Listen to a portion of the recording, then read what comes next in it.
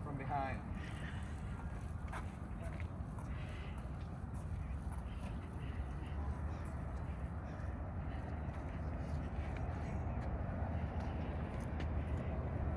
Come here.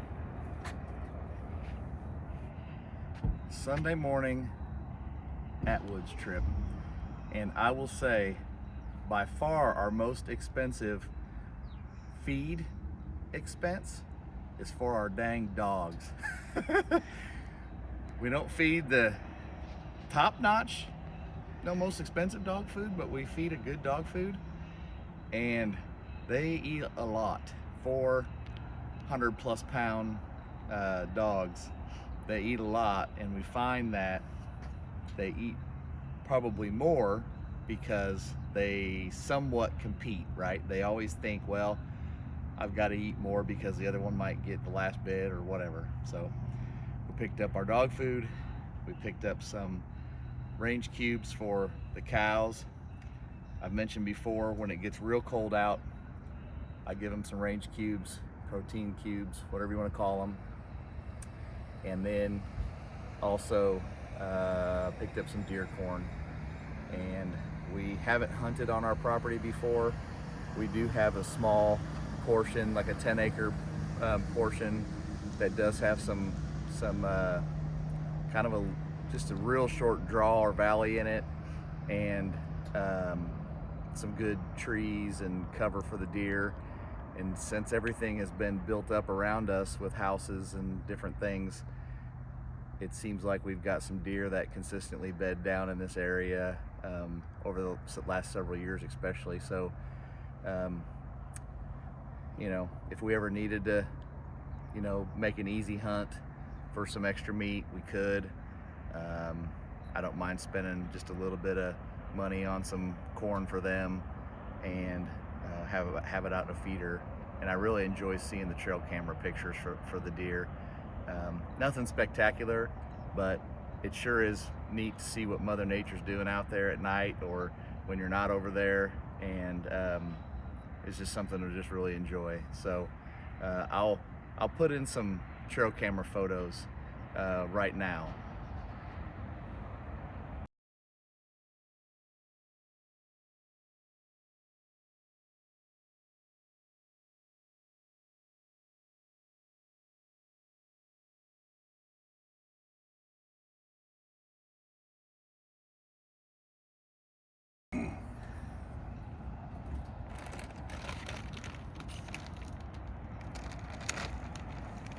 I should be having Chief load this. I tweaked my back again yesterday. Whatever. But I'm doing all right. Doing all right.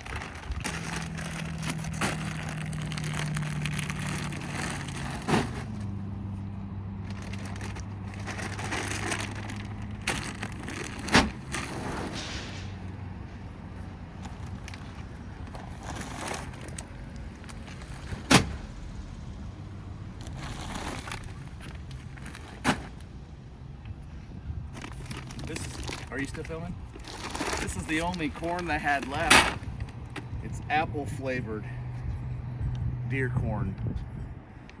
And this stuff smells so good. It just smells so good.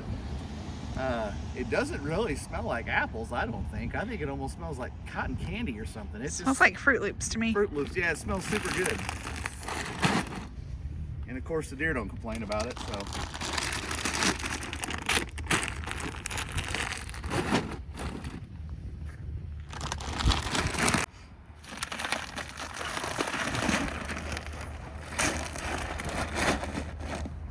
And of course, pig ears for the dogs. They love these stinking things. They're just dried. They're just dried pig ears. Hard as a rock. But when you get them wet, they soften up. But the dogs will chew on these. I mean, to be honest, a normal dog, it may take a day or two or whatever of chewing. Our dogs will chew on these for an hour, and they'll they'll be gone, because probably not even that. What do you think, 30 minutes maybe? Maybe. They chew them up and eat them. They just love them. All right, well, it's the next day, because after we got feed and got home, we got busy.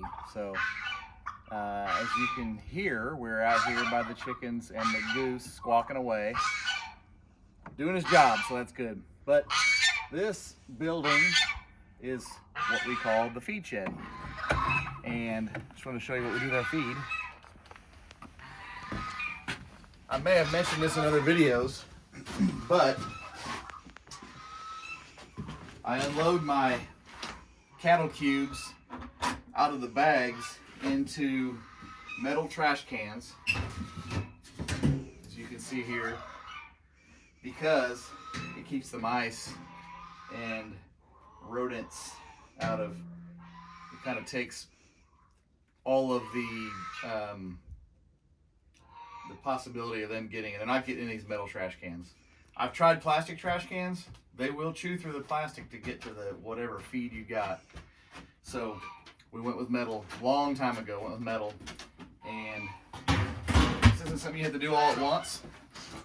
If you, Tank's barking his territory here. If you do buy a trash can at a time, so it's not like you're buying 5 or 6 at once, it makes it a little bit, you know, easier on the finances. So,